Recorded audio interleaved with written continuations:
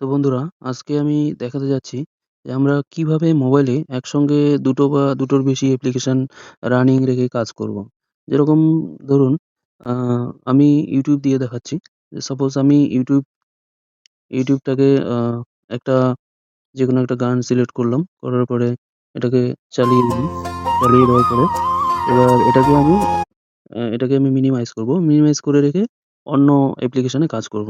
তো এর জন্য ১ম এ আমাকে আ মোবাইলের নিচে 3 ডট যেটা আছে সেখানে ক্লিক করতে হবে। ক্লিক করার পর এখানে যে অ্যারো কিটা আছে, ডাউন অ্যারো কিটা, ওখানে ক্লিক করতে হবে।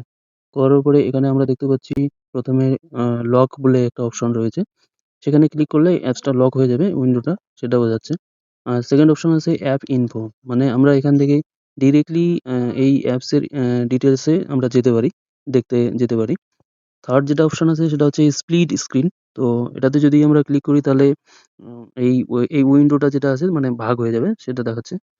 আর স্মল উইন্ডো যেটা আছে এটা আমরা মিনিমাইজ করব। তো আমরা বেসিক্যালি স্মল উইন্ডোটাতে ক্লিক করব। করার পরে এই যে স্ক্রিনটা দেখতে পাচ্ছেন মিনিমাইজ হয়ে গেছে। তো আমি একবার চালিয়ে দেখাচ্ছি। উম কপিরাইটের জন্য আমি এটাকে কন্টিনিউ করছি না। বাট এরপর যদি আমাদের কম বেশি করার প্রয়োজন হয়, তাহলে আমরা জাস্ট এটাকে ধরে আমরা ড্র্যাগ করে দেব, তাহলেই হয়ে যাবে। এবার ধরুন আমি এটাকে পিছনে মিনিমাইজ করে রেখে কাজ করব।